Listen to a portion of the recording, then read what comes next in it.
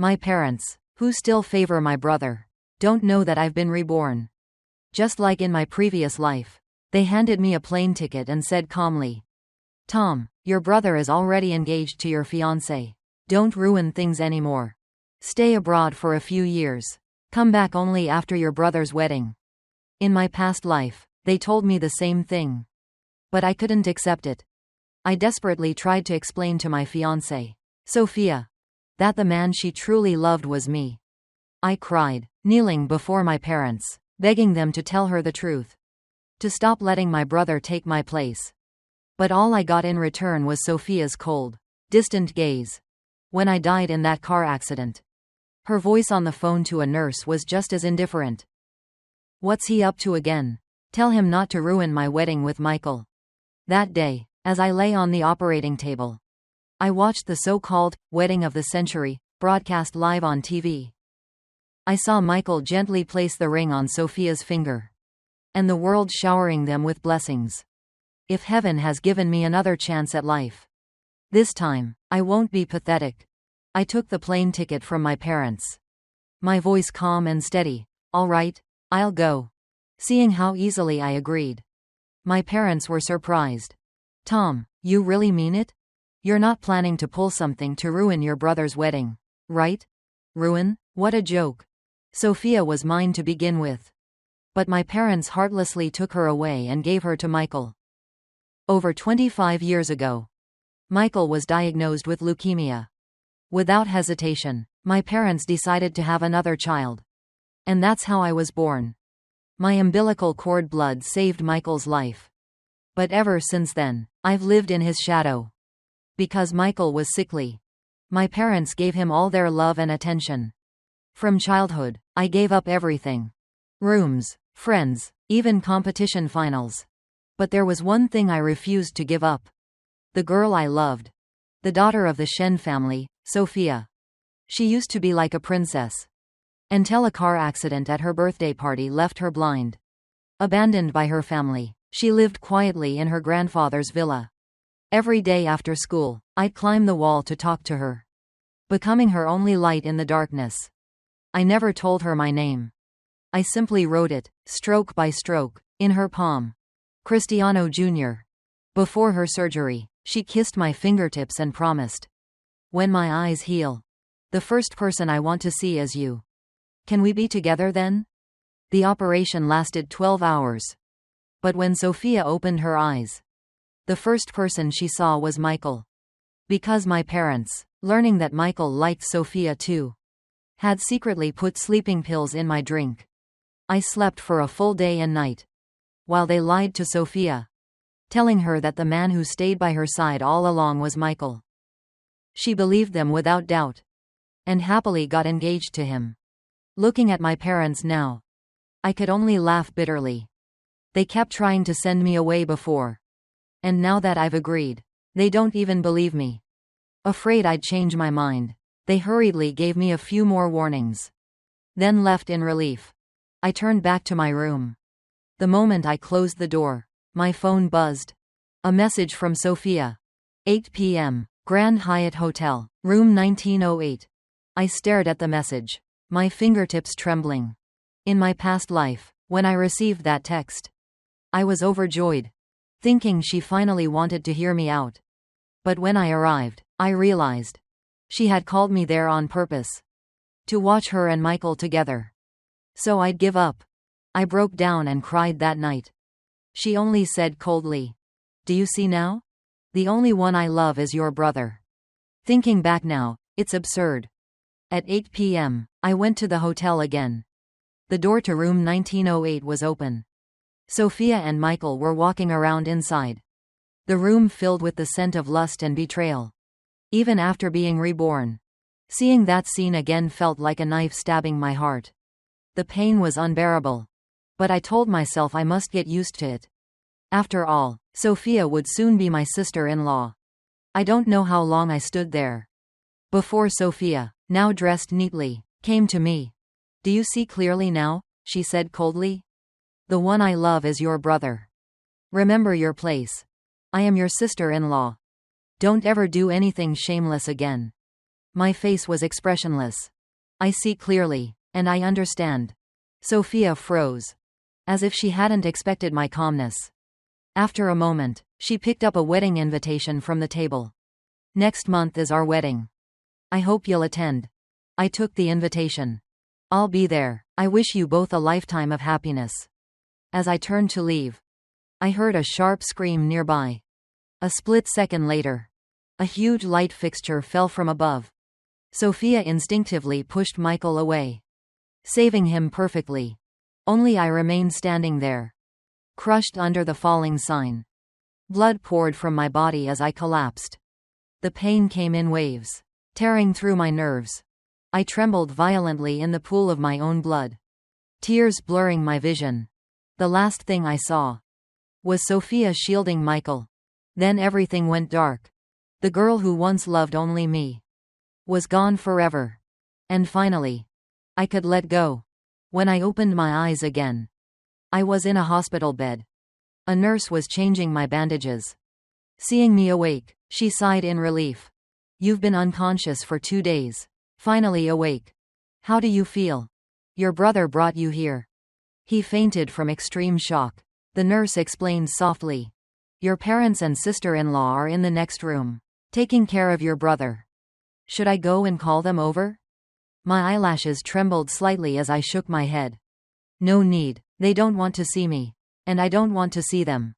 A flicker of pity flashed in the nurse's eyes before she turned and quietly left the ward. Blood brothers, she thought bitterly. The younger one nearly bled to death and was sent to the ICU. Yet the family didn't even come to ask how he was. All their attention was on the older brother, who merely suffered a fright.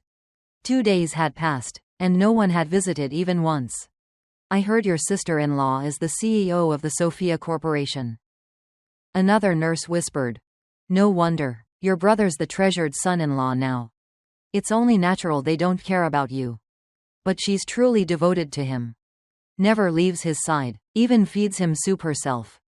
And even invited a retired psychologist to help ease his mind. There's an endless stream of gifts pouring into their ward. Their murmured conversation was perfectly clear to me. But I showed no expression. I had long been used to scenes like this. That afternoon, the doctor called me for a follow-up check. With no one by my side, I forced my weak body out of bed on my own.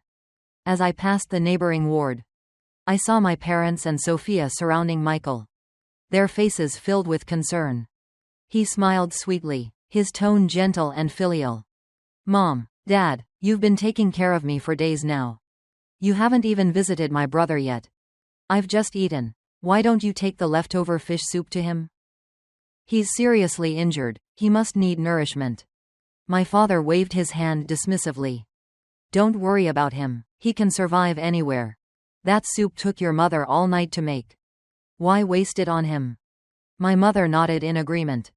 Sophia brushed a lock of hair from Michael's forehead, her eyes overflowing with tenderness. The doctor said you fainted because you were overly anxious, she said softly. As for him, he's always been cold and heartless. Never cared about brotherhood. He even dared to covet his own sister-in-law. He doesn't deserve your concern. Hearing her indifferent judgment, I could only let out a bitter laugh. After finishing my examination alone, I took the prescription to the pharmacy. To get there, I had to walk past the courtyard and fountain. Halfway through, someone blocked my path. I looked up. It was Michael. So, you're already out of bed? I asked flatly. Looks like your injuries weren't that bad after all. He smirked. Let me tell you something. Mom and Dad are both on my side. Even if you tell Sophia that you were the one lying beside her, that you're the one she truly loves, it's useless. Save your energy. I met his provocation with calm indifference. Don't worry. From now on, I won't love Sophia anymore. Everything you want, I'll give up for you. Michael, used to my submissive attitude, grinned triumphantly. Give up? You think I need your permission? All my life, I've had whatever I wanted. You're only fit to pick up what I discard. You'll never beat me, ever. I clenched my teeth and walked away, refusing to engage. The next day was Michael's birthday banquet. The grand hall was filled with guests, their voices buzzing with gossip. What an extravagant party Miss Shen threw for her fiancé. I heard all these flowers were flown in from Europe. And there'll be fireworks for 3 days and nights. Even that suit and watch he's wearing, worth hundreds of millions. She personally bid for them at Sotheby's. She must really love him. Indeed, the Stark family really hit the jackpot. With Miss Shen as their daughter-in-law, they've climbed to the top. Too bad there's still that second son, a ticking time bomb. Everyone knows he covets his sister-in-law. Shameless, isn't it? Exactly, they're brothers, for heaven's sake. How can he be so inferior to Michael in every way? Looks, character, even morality? If I had a son like that, I'd kick him out of the house. The Starks are far too kind. Hearing their words, I felt my heart turn to ash. I sat quietly in a corner, like an outsider watching a play, hoping no one would notice me. Not far away, my parents and Sophia surrounded Michael, circling him like stars around the moon. After making his birthday wish, he began opening his presents. Designer bags, luxury watches, fine jewelry. His smile never faded. The last 2 gifts came from my parents and Sophia. When they announced them, the hall fell into stunned silence. My husband and I have discussed this for a long time. My father declared proudly. We've decided that Michael will become the official heir to the Stark Corporation and inherit the family fortune. Sophia then stepped forward, her eyes shining. My gift to Michael is 50% of Sophia Corporation's shares, along with the Shen family's ancestral wedding rings. My grandmother once said, "Any couple who wears these rings will live a lifetime of harmony and love." Michael, you are the only man I'll ever marry. Thank you for agreeing to be my husband. Under the gaze of the entire crowd, Michael personally placed the ring on Sophia's finger, then pulled her into his arms and kissed her deeply. Thunderous applause erupted throughout the hall. Everyone clapped, cheering and offering their blessings. I stood at a distance, my chest heavy and suffocating. Just as I was about to leave, Michael's voice rang out. "Tom, when are you going to give me your gift?" In an instant, every eye in the room turned toward me. I froze for a moment, took out the gift I had prepared in advance, and handed it over. Michael smiled brightly as he opened it, about to say something sarcastic, when Sophia beside him suddenly stiffened, staring intently at my raised hand. "Why do you have this watch?" I looked up, meeting her incredulous eyes. Instinctively, I touched the watch on my wrist.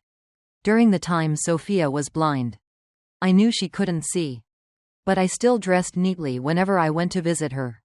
Back then, I often wore this watch, and every time she held my hand, she could feel it there. What kind of gemstones are inlaid on this watch? When I stayed silent, Sophia suddenly gripped my wrist tightly, her voice trembling with urgency. "Tell me, why do you have this watch? Who on earth are you?" I never expected Sophia wouldn't recognize me, but would recognize the watch instead. My heart twisted with emotion. And just as I was about to speak, Michael cut me off. "Tom, you didn't have my permission. Why did you take my watch?"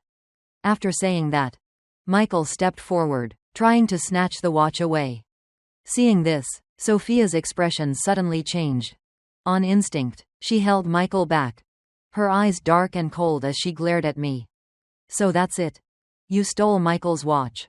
And when you were exposed, you lashed out at him in anger. Tom, you're truly disgusting." Seeing her believe Michael without giving me a single chance to explain, my body went cold. My voice trembled with despair and pain. "If you remember this watch so well, haven't you noticed that ever since you regained your sight, you've never once seen Michael wear it? Because he never even knew it existed. He's not the man you think he is." My sharp words weren't even finished when Mr. Stark suddenly raised his hand and slapped me hard. My vision went dark. My body collapsed heavily to the floor. Mrs. Stark strode over, pouring a glass of red wine over my face, her voice icy cold. "Michael didn't wear it because it was broken. He sent it out for repairs. And it was only returned today. You took advantage of us being out. To secretly put it on yourself. Trying to claim it as your own. It's one thing for you to cause trouble at home. But today, on your brother's birthday, you dare to pull a stunt like this? In front of everyone? You've disgraced the entire Stark family. This watch was your grandfather's most precious possession. Left to your brother as his heirloom. How could it ever belong to you? Mr. Stark agreed at once, making Sophia believe their every word. She comforted the aggrieved Michael, wiped the dirt off his face, then walked over to me. She crouched down, lifted my scarred wrist, removed the watch, wiped away the blood with her handkerchief, and put it back on Michael's wrist. Her voice was firm. Michael, this watch carries your grandfather's love for you, and the memories of our 5 years together. I won't let anyone taint it. Then she turned to Mr. Stark, her tone cold and commanding. Uncle Stark stole from the house, and showed such moral corruption. Shouldn't family law be enforced? Mr. Stark nodded repeatedly, ordering the servants to bring the whip. He took it himself and declared, according to family rules, for today's crime you'll receive 50 lashes. I've failed as a father, but I'll discipline this unfilial son, in front of everyone here, to restore the family's honor. Then he swung the whip down hard. Crack. Pain ripped through my back. Flesh torn open, blood gushing out. My whole body trembled violently. The floor beneath me turning red. My vision blurred, and broken cries escaped my throat. I didn't steal it.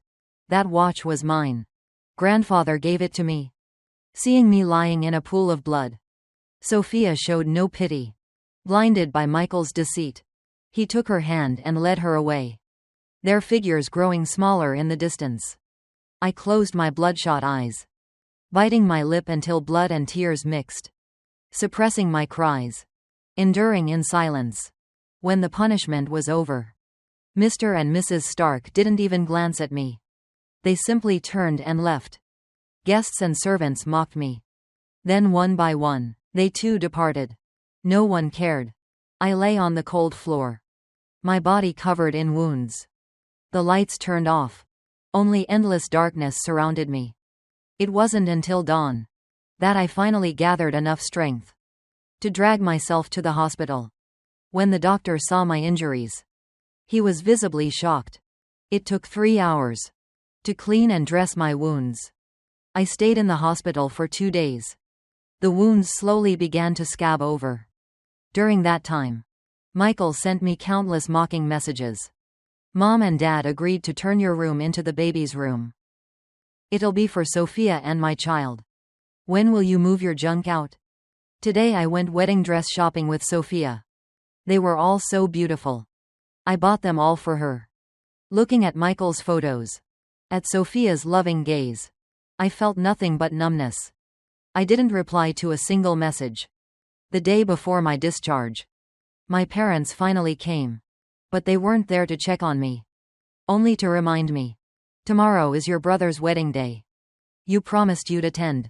Then leave before the wedding tomorrow. Hearing their calm, detached tone, I simply nodded. Seeing me so obedient, Mr. and Mrs. Stark's expressions finally softened. For your brother's happiness, they said, please bear a little grievance. Once their relationship stabilizes, and they have children, we'll bring you back home to reunite. We've already transferred some money to your account. Take care of yourself abroad. After giving those brief instructions, they hurried off to take care of Michael, leaving in a rush. Watching their departing figures, I reached into my pocket, pulled out the plane ticket to England, and tore it to pieces. Then I took out my phone and booked a one-way flight to Australia. I would do as they wished. Fulfill everyone's desires, just not in the way they expected. I would leave their world forever, so that they would never find me again. After leaving the hospital, I went to find a lawyer and drafted a legal document to sever my relationship with my parents. I signed it solemnly, then placed it into a box, along with a cassette tape I had secretly recorded long ago. Her voice. Telling me stories back in our old house. I had taken that tape to find her many times. But she never gave me even 1 minute. Never once agreed to listen. Now that I had decided to leave, I planned to clear everything away. Whether she would ever hear it or not no longer mattered. Either way, I would disappear completely. Never to be found again. On my first day home after being discharged, I woke up very early. After breakfast, I put my suitcase in the trunk. Just as I was about to leave, the wedding convoy arrived. I looked at Sophia, stunning in her pure white wedding dress, and nodded politely. It was the first and last time I would call her sister-in-law. Sophia also looked toward the car behind me. "You don't have to attend the ceremony today," she said. "You can just stay home." I knew they were afraid I'd cause trouble at the wedding. I shook my head and handed her the carefully prepared gift. My voice calm. "I won't attend your wedding. And I won't disturb your happiness. Congratulations on your marriage. Goodbye." I turned, got into my car, and closed the door. Through the rearview mirror, Sophia watched the car engine start. Her heartbeat quickening. She wanted to call out, to ask where I was going. But before she could speak, Michael, dressed in his suit, called her name. "Sophia, you look beautiful." Through the mirror, I saw her casually toss the small box to her assistant. Turn, and smile. As Michael lifted her in his arms like a princess. As my car slowly left the estate, I rolled down the window and threw my phone out into the wind. From that moment on, my old self was dead. And the new me would have a completely different future. When the plane took off, I sat by the window, dazed. I watched the familiar cityscape grow smaller and smaller. Feeling no nostalgia, only release. I pulled the blanket around me, but still felt cold. The woman sitting beside me suddenly offered me her blanket. "I don't need it," I said. "Take it." Her voice was soft and clear, though she wore a mask, so I couldn't see her face. Only her captivating eyes. "Thank you." After thanking her, I took the blanket and wrapped myself tighter. Feeling a bit warmer. Warm enough to finally feel sleepy. About half an hour later, I got my luggage and checked my phone. I had arrived earlier than expected. My message inbox was completely empty. But I was used to it. Even if I truly disappeared one day, no one would care whether I lived or died. Since I had arrived in a new place, I didn't want any connection to the people or things of the past. I had let go of it all. Looking at the unfamiliar buildings, the diverse faces, and the friendly gazes of strangers, I felt a strange sense of freshness. This place was nothing like the streets where I grew up. Yet I wasn't afraid. Instead, I felt filled with quiet hope for the life ahead. I rolled my suitcase to the side and checked the address of my host. It wasn't far, but since I had luggage, a taxi was the easiest option. I opened the ride-hailing app and called for the nearest driver. The driver arrived quickly. Less than 5 minutes later, he picked me up at the roadside. He had a stern face, a colorful flower tattoo on his right arm. He got out, loaded my luggage silently. Sensing my unease, he turned to ask, "Are you Canadian?" I shook my head. "I'm American." The words, "I'm American," softened his expression instantly. "Oh, you're American too? That makes us fellow countrymen. Where are you from?" "New York." Maybe because he'd been abroad too long, his accent sounded a bit strange. But his friendliness put me at ease. It felt like fate. Two people from the same place, meeting far from home. "I'm from New York too," I said with a small smile. After that, he started telling me about local customs and the best restaurants in town. I remembered them all carefully. When we reached the apartment, I paid through the app and handed him some extra cash as a tip. "No need," he said. "We're both Americans, no need to be polite." He unloaded my suitcase and drove away. My heart felt unexpectedly warm. Following the address, I reached the apartment building. The landlord, a woman with curly blonde hair, had been waiting. She handed me the keys, gave a few quick instructions, and left. By the time I processed everything, she was already gone. As I walked down the hallway, I saw a familiar figure at the corner. But before I could focus, they disappeared. I shook my head, thinking maybe I was just sleep deprived. The room wasn't big, but well equipped, and I was quite satisfied. After tidying up a bit, I took a shower and went straight to bed. Sleeping on the plane hadn't been restful. When I woke again, it was already 2 p.m. Looking around the new room, I still wasn't quite used to it. It took me a full minute to realize I had truly arrived. I stepped out the door, full of anticipation. I planned to find a restaurant for lunch first, then buy some ingredients to bring home. Suddenly, a delicious aroma drifted past my nose, instantly conquering my taste buds. Unconsciously, I followed the scent to a nearby restaurant. I noticed their specialty was steak, so I ordered a special steak, asking them to skip the cheesy fries. When the steak was served, I eagerly took my first bite. The meat was tender, truly delicious. I ate with great satisfaction. Just as I was about to pay, I suddenly realized my cash and cards were in another jacket. While I was fumbling in embarrassment, a hand reached out, offering her card to the waiter, indicating she would cover the bill. I was a little surprised. When I looked up, it turned out to be the woman from the airport. It was only then that I saw her face clearly. She had pronounced cheekbones, a high brow and a straight nose, giving her an air of quiet aloofness. I quickly thanked her and asked, "How should I repay you?" "No need," she said, lifting her golden membership card. "I can collect points."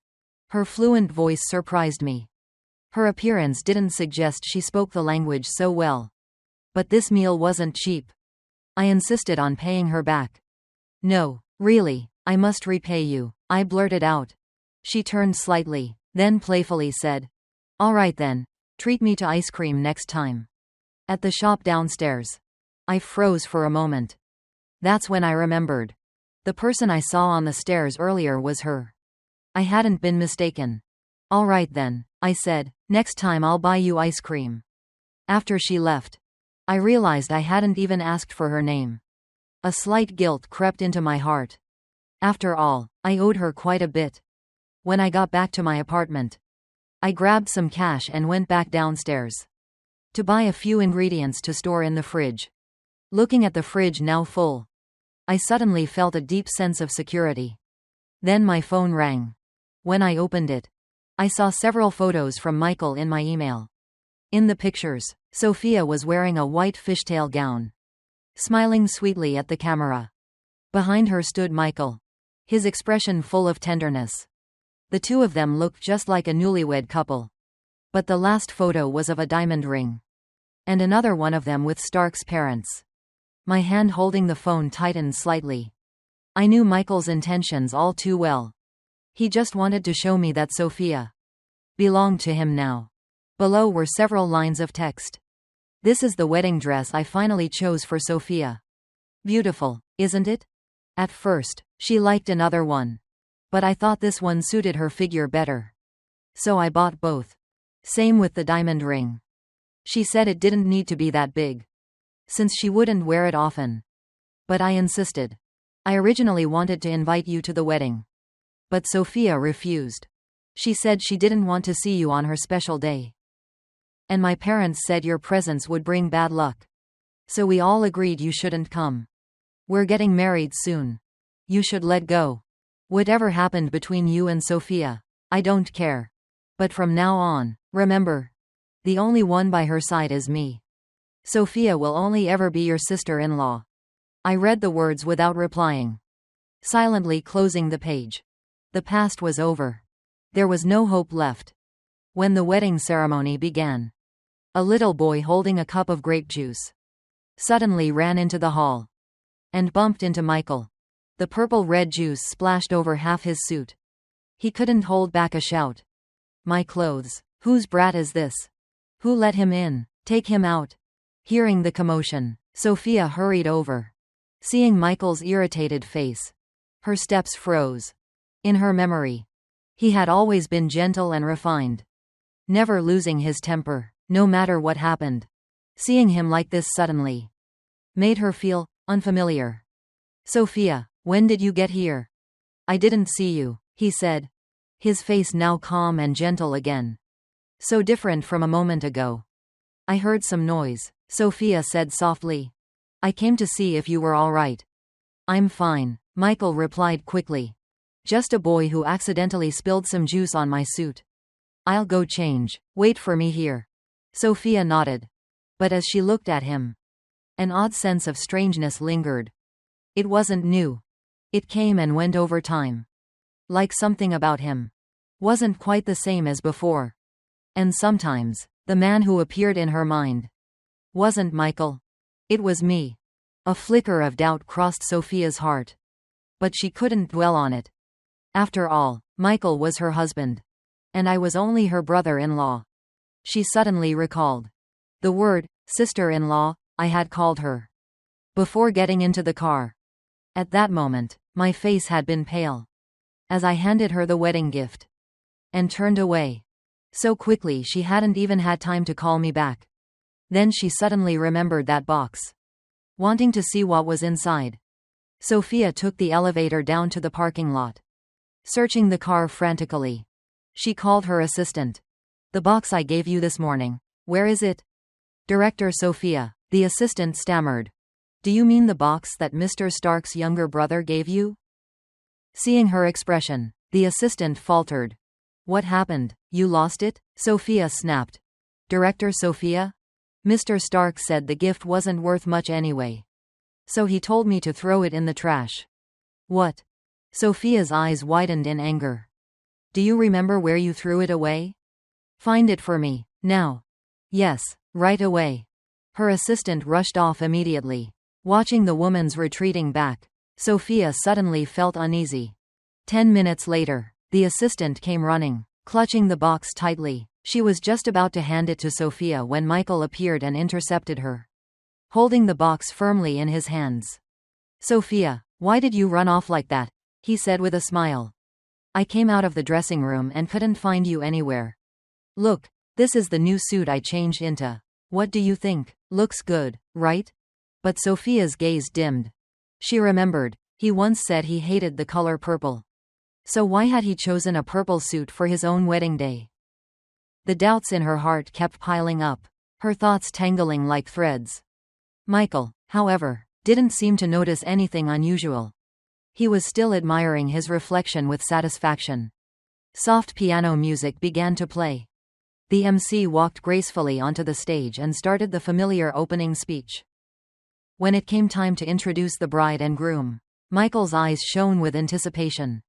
Sophia's eyes, however, remained calm and distant. Michael held her hand as they slowly walked up to the stage. But amid the hazy lights, the figure that appeared in her mind wasn't Michael, it was me. She froze in place.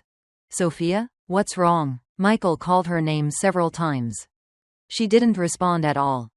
A flicker of irritation crossed his face. The guests below began whispering. The MC tried desperately to smooth over the awkward silence.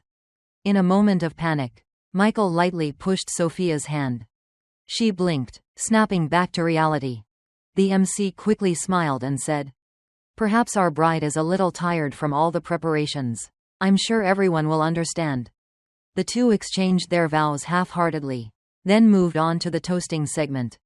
I'm not feeling very well, Sophia murmured. Let's toast later. Without waiting for his reply, she turned and left. Michael wanted to go after her, but with all the guests still waiting, he had no choice but to stay and smooth things over. Sophia was driving all night yesterday, he said with a polite smile. She's just a little tired. She'll come back to greet everyone later. He raised his glass in a quick toast. Though the guests were puzzled, none of them said anything. After all, it was his wedding day. Backstage, the assistant handed Sophia the box. Sophia carefully opened the latch. Inside lay a small cassette tape and a sheet of paper. A formal termination of parental relationship. Her eyes widened at the bold handwriting. Why? She remembered Tom once mentioning his strained relationship with his family. But to formally sever ties with his parents? That seemed impossible. Besides, Stark's parents always seemed to care deeply for Michael. Sophia couldn't make sense of it. Her fingers brushed over the cassette. It looked strangely familiar. She remembered I had once brought this very tape to her, begging her to listen. But she'd assumed I was just being unreasonable, and refused to hear it. Now, the tape was back in her hands. Something in her heart urged her on. She found a laptop, inserted the cassette, and after a faint electronic hiss, a gentle female voice began to play. Her heart skipped a beat. It was her voice. Soft, clear, melodic. It was the story she had once told Michael. Back when she was blind. Why does Tom have this? Could it be that the one who was by my side back then wasn't Michael, but Tom? Or did Tom steal it from him? Panic rising, Sophia grabbed her phone to call me. But no matter how many times she dialed, the call wouldn't go through. She clutched the tape tightly and stormed off to find Michael. She needed the truth. If he truly was the one who had been by her side, then he must know something. Sophia was still in the middle of greeting guests when Michael hurriedly pulled her backstage. Sophia, what's wrong? He asked, concerned. Her grip tightened on his hand. Her voice trembling but firm. Michael, are you really the one who was with me back then? What are you talking about? He stammered. Of course it was me. Who else could it be? Who else could love you the way I do? Her eyes searched his face, unblinking. Then, she whispered, do you remember the stories I told you? Of course, he replied, forcing a smile, though, it's been so long. I can't recall every detail. He turned his gaze away. But his unease and guilt were written all over his face. By now, Sophia didn't need any more proof. She understood everything. Michael was a fraud. Tom, was the one she had been looking for all along. Sophia's expression turned cold. She said nothing, just stared at him.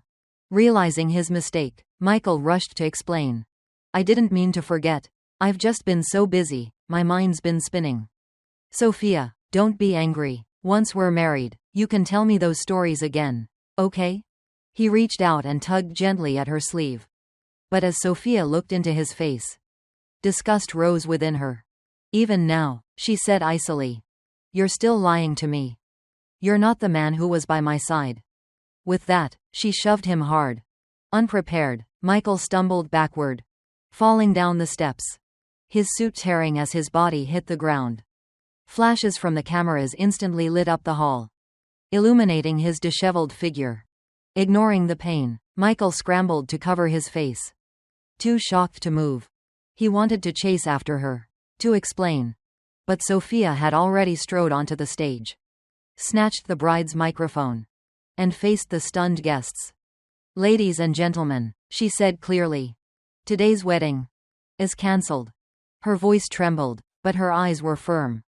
Because Michael is not the groom I was looking for. After speaking, she immediately walked straight out of the banquet hall. What's wrong, Sophia? Where are you going? Aren't you going to make a toast soon? Sophia looked at Mr. and Mrs. Stark, who were staring blankly, and threw the box directly at their feet.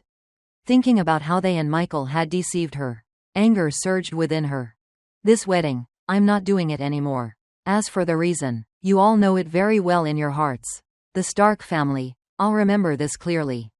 Sophia's words left the Starks terrified. After exchanging a glance, they quickly picked up the box from the ground and hurried into the hall. The guests who witnessed the scene began murmuring at once. What's going on? Didn't they just finish the wedding ceremony? And now she's canceling it? President Sophia doesn't want to get married anymore, don't you know? I heard that President Sophia was raised in a house away from the main family. She was even blind for a while and met a boy back then. She spent years searching for him. Looks like the truth about the imposter came out today, otherwise, why would she call off the wedding on the spot? So that's what this joke was about. Well, Serves him right. Who told him to impersonate someone else? Now he's been humiliated in front of everyone. The Stark family has completely lost face. How could they raise a son like that? Though the whispers weren't loud, Michael heard every word. Mr. and Mrs. Stark, panicking, hurriedly blocked the cameras filming and helped Michael to the back. Michael, did you say something wrong?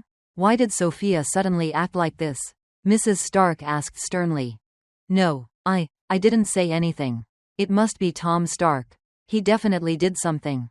Tom didn't want to see me happy. He made Sophia humiliate me like this. Michael shouted angrily. Mrs. Stark's heart ached seeing her son's pain. All right, I promise you, I'll teach Tom a lesson. How could he treat his brother this way? Mr. Stark chimed in beside her. Yes, your mother and I have always loved you the most. Don't worry, we'll make sure you get a proper answer today. That's fine, Michael said coldly. But what about Sophia? She must already know I'm not the real one. A trace of hatred flickered in his eyes. It doesn't matter. We'll go explain everything to Sophia. If that doesn't work, we'll go directly to the Shen family. The Stark family also has its pride. This wedding must happen. Mrs. Stark comforted him. You know your mother loves you most. Michael said nothing, but then suddenly noticed the box in his father's hand. Something about it seemed familiar. This looks like the gift Tom gave Sophia today, but I remember clearly, when we got out of the car. I told Sophia's assistant to throw it away. Why is it here again? What is this? Michael casually opened the box and found a piece of paper inside. On it were a few bold words. I hereby sever all parental ties. At that moment, my heart felt unexpectedly light. I decided to take a walk downstairs. As I walked through the grass, I suddenly heard faint meowing sounds. I crouched down and looked closely. Inside an old pipe hidden in the bushes, I discovered a tiny orange kitten, skinny and covered in wounds. My heart ached just looking at it. I immediately decided to save it. But the kitten, seeing that I was a man, didn't dare come near. I wanted to ask someone for help, but I didn't know anyone here, except for the woman who helped me pay earlier. After hesitating for a moment, I gathered my courage and knocked on her door. She opened it, looking sleepy, then quickly straightened her clothes. Do you need something? She asked. I quickly explained about the kitten downstairs. Okay, wait here a moment, she said, then hurried back in to change clothes. Soon, the two of us went downstairs together. After locating the kitten, we carefully moved the rocks aside and gently lifted it out of the pipe. The kitten meowed softly, as if sensing our kindness, but didn't struggle. It quietly rested in her arms. We should take it to a vet, she said. Right, do you know where one is? I asked. After a few minutes' walk, we arrived at the animal hospital. A nurse came over, examined the kitten, and said they'd need to run some checks first. The woman gently placed the kitten on the table, and we both stepped out of the exam room. A while later, the nurse returned carrying the kitten. There's no major issue, just a few scratches and some malnutrition. It'll need to stay for observation a few days. Hearing that, the tension in my chest finally eased. Thank you so much today. Without you, I wouldn't have known what to do, I said gratefully. It's okay. I'm happy we could save it, she replied with a gentle smile. My name's Taylor. Taylor, I repeated unconsciously, nodding. After arranging everything for the kitten, we walked back to the building together. Maybe because we had shared this small experience, the atmosphere between us felt natural and easy. I learned that Taylor worked at a legal consulting firm nearby, coincidentally. I'd always been fascinated by law myself. So we began an animated discussion about our views on the legal field. On the way back, the more we talked, the more we connected, as if we were old friends. My impression of her changed completely. Taylor wasn't cold at all. Contrary to her appearance. Can you wait for me here for a bit? I asked. Taylor looked a little puzzled but subconsciously nodded. It wasn't until I came running back with 2 big ice creams in hand that she realized what I meant. You still remember? She asked softly. Of course, I replied, handing her one. Taylor didn't refuse and took it with a smile. Sunlight filtered through the tree leaves, scattering golden spots across her face. She looked at me, and for some reason, felt her cheeks grow warm. Realizing that, Taylor quickly made up an excuse to go home. I didn't think much of it. We agreed to meet again at the vet next time. Then each went back to our apartments. In the days that followed, we often met at the animal hospital. Under the nurse's careful care, the little cat recovered quickly. I originally wanted to take it home myself, but my landlord had made it clear, no pets were allowed in the apartment. It was one of the conditions of my lease. How about letting the kitten stay at my place? Taylor suggested. My apartment's quite big, and I've had cats before. As she spoke, she opened her phone gallery to show me pictures. Her wallpaper was a photo of a beautiful calico cat with round, bright eyes. All right, I said, then I'll buy the food and supplies. You already paid for the vet bills, this time. It's on me. But you can't carry everything alone. Taylor said gently, I'll go with you. I hadn't expected her to be so thoughtful, and immediately agreed. We bought a box full of food, toys, and other supplies for the kitten. I've always had a bit of decision paralysis, but Taylor never once showed impatience. Instead, she patiently gave suggestions, her tone calm and kind. It warmed my heart. Sophia used to be like that too, but later, she wouldn't even take a moment to listen to one of my tapes. What's wrong? Taylor noticed my face darken and asked softly. It's nothing, I said, shaking my head. I just realized, we still haven't named the kitten. Then you name it, she smiled. You're its owner, after all. I thought for a while. How about Xiao Xia, Little Summer? We met it in the summer. After all, what do you think? I think it's really cute, Taylor said. Then its name will be Xiao Xia. It was already quite late when we left the vet, so Taylor called for a car. While waiting, she even phoned the driver first to ask if pets were allowed.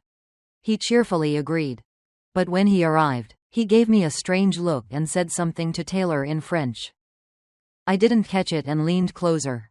What did he say? Why did he look at me like that? She laughed lightly. He said your kitten is so cute. He might just steal it away. Really? I said, startled, hugging the kitten tightly. Taylor couldn't help but laugh. I was kidding. I didn't reply, but still held the kitten close to my chest. From an angle I couldn't see, Taylor's smile grew even softer, bright and lingering. After settling the kitten at Taylor's apartment, I hurried home to shower. Just as I stepped out of the bathroom, my phone buzzed. I frowned. Who would message me at this hour? The notification opened to a news article.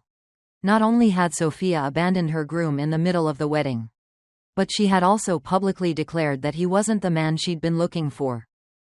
In the clear, chaotic photos of the ceremony, the first thing that caught my eye wasn't the guests or the mess, but the countless sunflowers.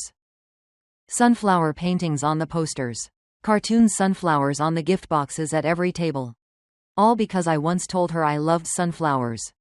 Even in her dream wedding, she'd wanted them as the main theme. So she really remembered what I'd said. Scrolling further, my chest tightened. Sophia must have finally listened to my tape. But even so, I couldn't hold on to any hope anymore. What she had done to me before was still carved deeply into my memory. No matter what she did now, it couldn't make up for it. I closed the page quietly and unfollowed every account, every trace related to that place. I didn't want any connection left. When the Starks looked down at the legal document in front of them, all three were stunned. Michael sneered. What kind of game is Tom Stark playing this time? So what if we didn't let him attend the wedding? Why send this to Sophia? Does he want her to think our family treated him badly? Is that his plan? Now that the wedding's ruined, he's probably laughing to himself. Hearing that, Mr. and Mrs. Stark found his words made sense. Their anger rose, and they immediately decided to call Tom to give him a good scolding. But all they heard was the cold beep, beep, beep of a disconnected line. Mr. Stark's face darkened. Tom Stark, that insolent brat. He doesn't even answer my calls now. Thinks he's grown wings, huh? Mrs. Stark didn't believe it and tried calling too, but got the same result. It seems Tom Stark really intends to cut all ties with us, she said in disbelief.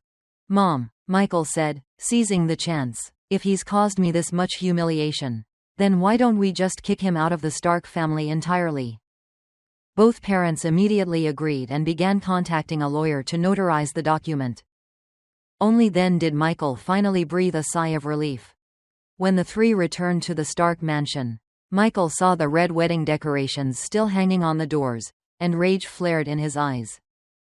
He tore down every single one of them, his movements wild and frantic. He refused dinner and locked himself in his room. Mr. and Mrs. Stark stood outside, worried sick. "Son, you've had a long day," his mother coaxed. "You can't skip dinner." "She's right," Mr. Stark added. "No matter what, come out and eat." After a long silence, Michael's voice came faintly from inside. "I don't care. I will marry Sophia. The ceremony's already been held. I'm not letting her go." "You're really going to become a laughingstock. Didn't the two of you say you had a plan? Now go figure out what to do for me." Seeing this, Mr. and Mrs. Stark reluctantly drove to the Tham family's mansion. The car hadn't even stopped completely when several men in black suits came forward and blocked their way. "Who are you?" "This is the Tham residence. No unauthorized entry." The man in front was holding an electric baton and began tapping it threateningly against the car window. Mr. Stark stubbornly stepped out. "We're not strangers. We're the in-laws of your CEO, Sophia. I suggest you go inform her right now. If CEO Sophia finds out you've blocked us, it won't end well for you." He expected the man to be intimidated. But instead, the man sneered, glancing the couple up and down.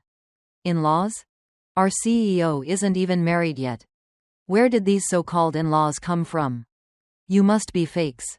Get lost. If you don't blame me for being rough." After saying that, the man raised his baton threateningly. Mrs. Stark wanted to speak, but fear struck her silent. Mr. Stark refused to leave just like that. He shouted toward the mansion. "What happened with Michael has a reason.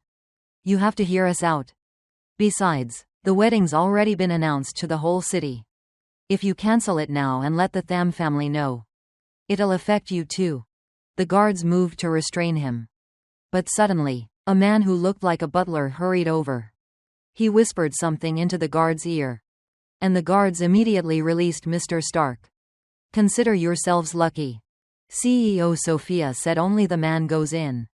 The lady stays here. Don't wander around."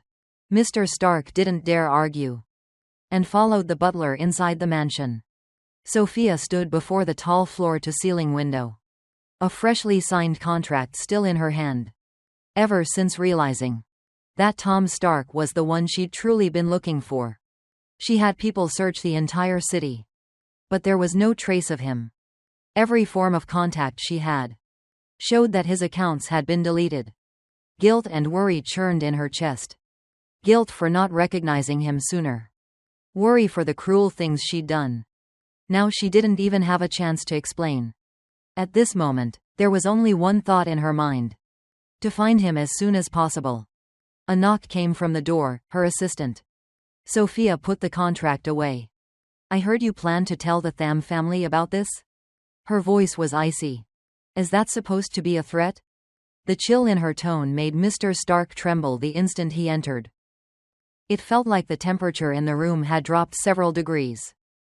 No, not at all. I didn't mean that. I just don't want to see a good marriage ruined."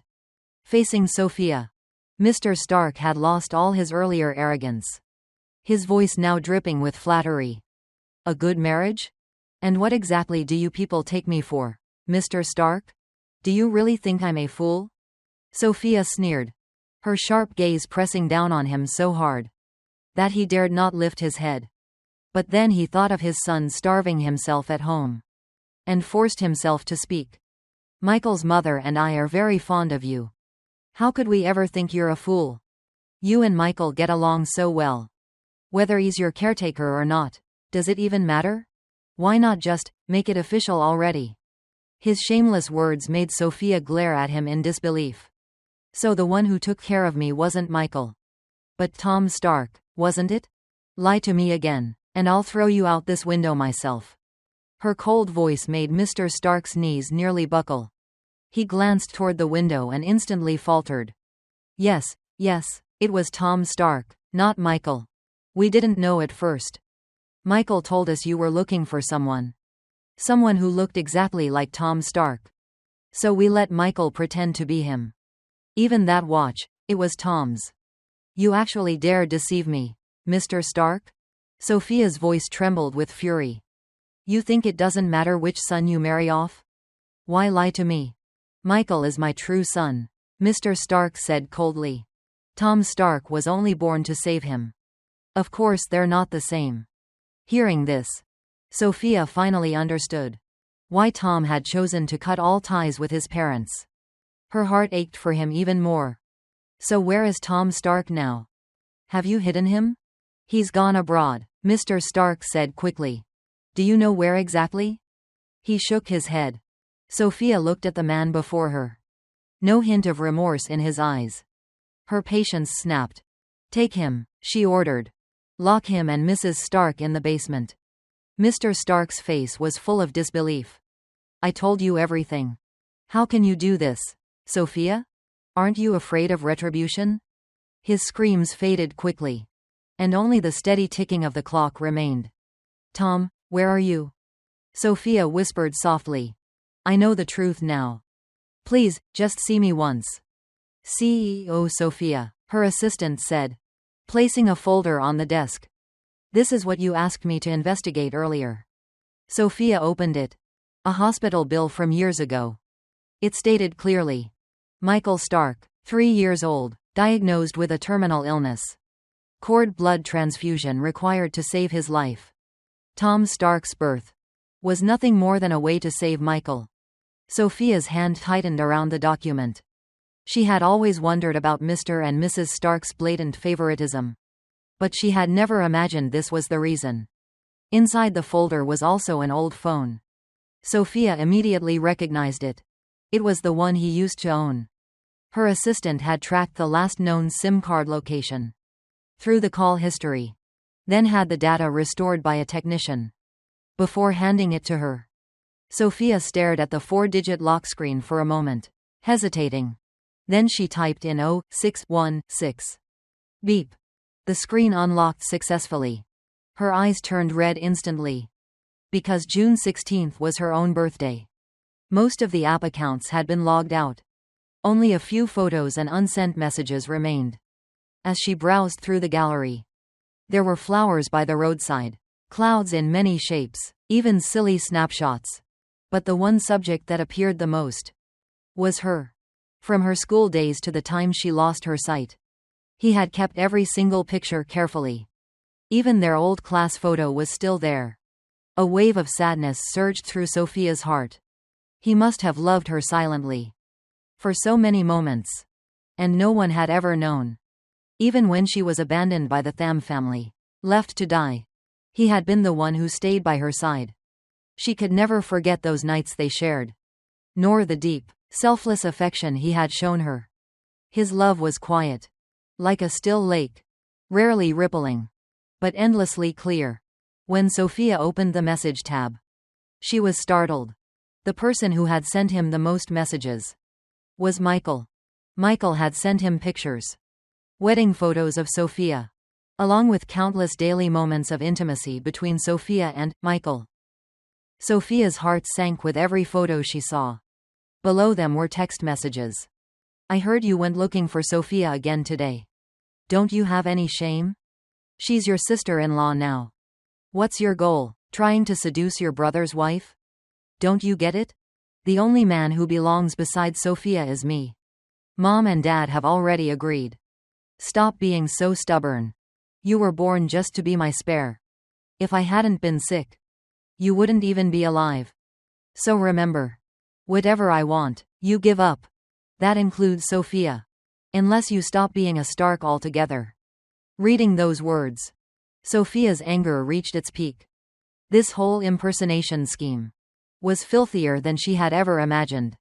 Everything that had happened, every tragedy that led to this moment, all stemmed from Michael's selfishness and his parents' blind indulgence. Now that she finally understood everything, dealing with them became much easier. Since Mr. and Mrs. Stark had already shown up on their own. The real culprit, Michael, wouldn't be getting away easily either. Sophia ordered her assistant to bring Michael to her immediately. Michael, who had been locking himself in his room, was overjoyed when he heard Sophia wanted to see him. Thinking his parents must have helped plead for him, he tidied himself up and followed the assistant with a smug smile until he was blindfolded and taken to a dark, sealed room. He instinctively stepped back. Sophia grabbed his chin, forcing him to look up. "What's wrong, Michael? Afraid of me? Or are you guilty of something?" Michael froze. Sophia, why am I tied up? Why am I doing this to you?" Her voice was calm but cold as ice. "You really don't know? Still pretending even now? Have you already forgotten what you've done? Do you even know where Tom Stark is?" At the mention of Tom's name, Michael began to cough nervously. "His schedule was arranged by my parents. How would I know?" Sophia's gaze remained emotionless. "You don't know? Fine. Then maybe you'll recognize these instead." She tossed the phone at him. Michael hurried to pick it up. And when he saw the messages on the screen, his whole body went cold. I just didn't want him to have feelings for you anymore," he stammered. "That's why I sent those messages. I love you, Sophia. Even if you mistook me for someone else. We're married now, aren't we? So you admit it, then." Her tone was sharp.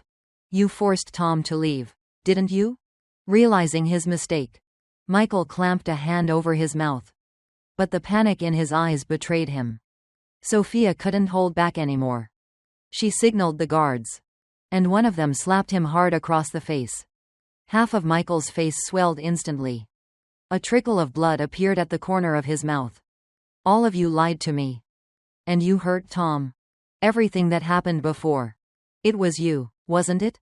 Michael, how could you be so cruel? Tom is your own brother." Sophia's voice trembled with fury as she hurled whatever was nearby at him. Tied up, Michael couldn't even defend himself. Seeing no way out, he snapped, laughing bitterly. "You call me cruel? Don't forget, Sophia. You allowed it all to happen. You think you've done nothing wrong to Tom Stark? You call him my brother. But he's also the man you love most, isn't he? And yet you let him stay by your side, watching us, day and night, seeing us together. You think all this wasn't your doing too? Now you've lost him. And you're blaming me? Settling the score. Sophia, who do you think you are?" Michael's words instantly ignited her fury. Already seething with anger, Sophia suddenly snapped. She lunged forward and wrapped her hands around his throat. "How dare you talk to me like that? You must have a death wish." The suffocating pressure made Michael instinctively struggle for air. But no matter how hard he fought, Sophia showed no sign of stopping. Her grip only tightened, stronger and stronger with every second that passed. Time seemed to stretch. Minute by minute, Michael's resistance weakened until he stopped struggling altogether. His face turned pale, and his body went limp on the floor, lifeless. Sophia kicked him once, just to be sure. When she realized he was still alive, she stopped. She grabbed a silk scarf nearby, wiped the blood from her hands, and ordered her men coldly, "Keep an eye on him. Don't let him die." After dealing with the 3 members of the Stark family, Sophia's rage still hadn't cooled. After all, Tom Stark was no longer part of the Stark family, which meant she could unleash her revenge without restraint. She sent her people to secretly buy up large shares of Stark company stock while the family was distracted. Then began manipulating the company's order prices. Because she undercut them too heavily, other companies began to boycott Stark Company. It wasn't long before the once prominent firm was driven out of the industry entirely. But even that wasn't enough. Sophia intentionally leaked the news to the 3 people trapped in the basement. Mr. Stark was devastated and passed away from shock. Mrs. Stark paced back and forth in panic. The company had been their lifelong effort. The only one who didn't seem to care was Michael. The moment he saw Sophia, he began to beg desperately. "Sophia, please, let me go. I know I was wrong. Don't lock me in here anymore. I can't stand it. It's full of roaches and rats. I swear they're biting my feet. Please, Sophia, let me out." Sophia sneered. I can let you out. But only one of you gets to walk free, you or your parents. Choose. Her voice dripped with mockery. Of course me, Michael blurted without hesitation. They're old. I'm still young. Besides, the plan to impersonate Tom Stark was their idea. Not mine. You can check. That watch, it was Tom's. Not mine. They're the ones who insisted it was me. Sophia, this really has nothing to do with me. Sophia wasn't surprised by how quickly he threw his parents under the bus. She already knew how selfish he was. I believe you, she said softly, but why don't you look over there? Michael turned in the direction she pointed, and froze.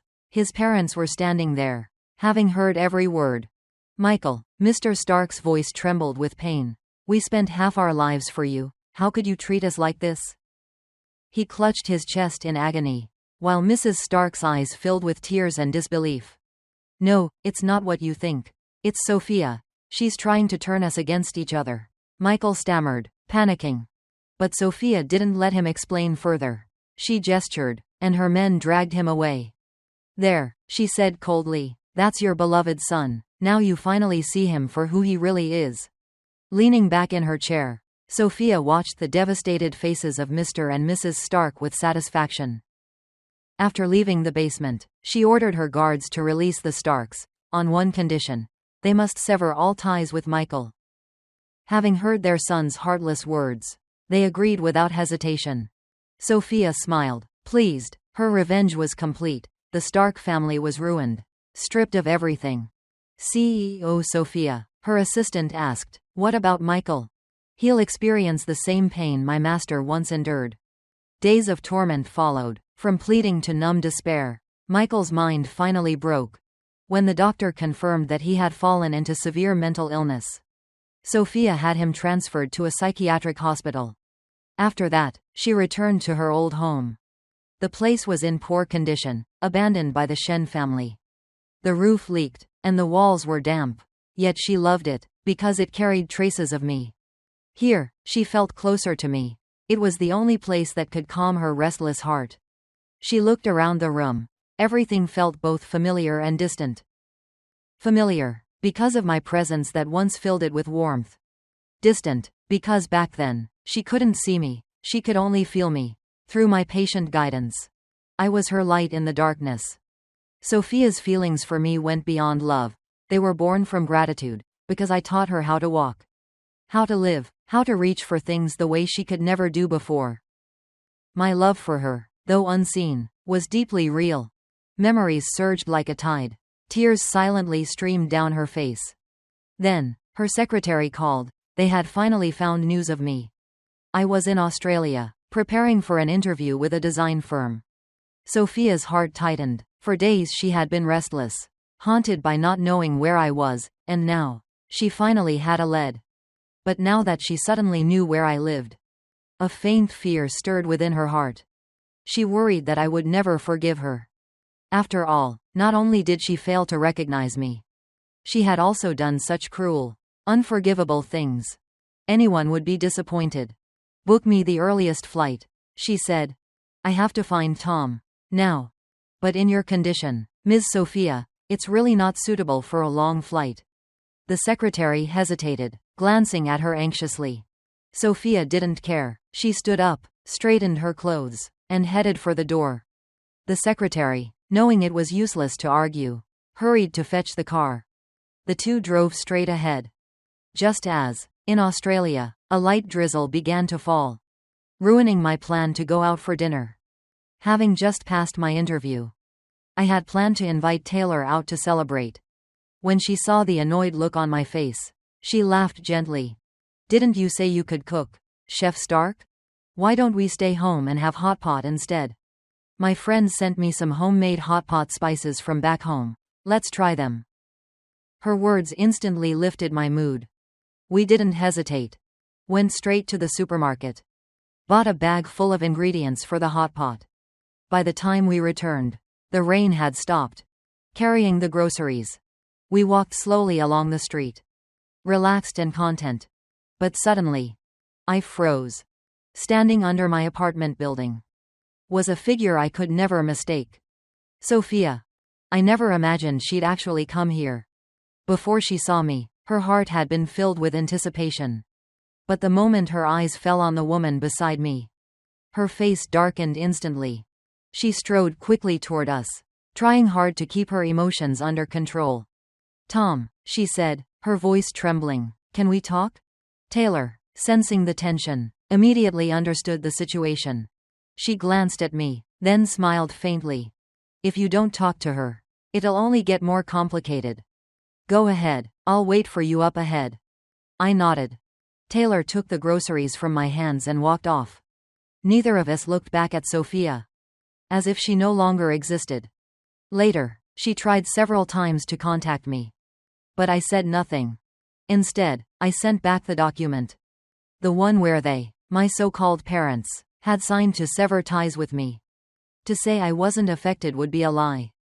But still, I no longer wanted any connection with them. That part of my life was long gone. A year later, I had my own small design studio, working with a few close friends who shared the same passion. Though the work was harder than at a company, I finally achieved my dream. I felt truly content. On the first day our studio opened, I instinctively wanted to invite Taylor to celebrate. But when I knocked on her door, no answer. I called her phone, again and again, no response. Then, suddenly, a news alert popped up on my screen. A black Pagani, speeding on the highway, had been struck from behind. The driver died instantly at the scene. My heart clenched. For Taylor's 25th birthday, I had given her a black Pagani. Without a second thought, I jumped into a taxi and told the driver to go fast. I'd never been so terrified in my life. At every red light, I prayed silently, hands shaking, heart pounding. When I arrived, the police had already cordoned off the area. I tried to push through but was stopped. "The car owner is someone I know," I pleaded. "Please, let me see." "Who are you to her?" the officer asked. She's my girlfriend," I blurted out. The officer hesitated, then handed me the driver's information. It was an elderly man, over 60. A known drug smuggler who'd suffered a sudden heart attack, causing the crash. My legs gave out in relief.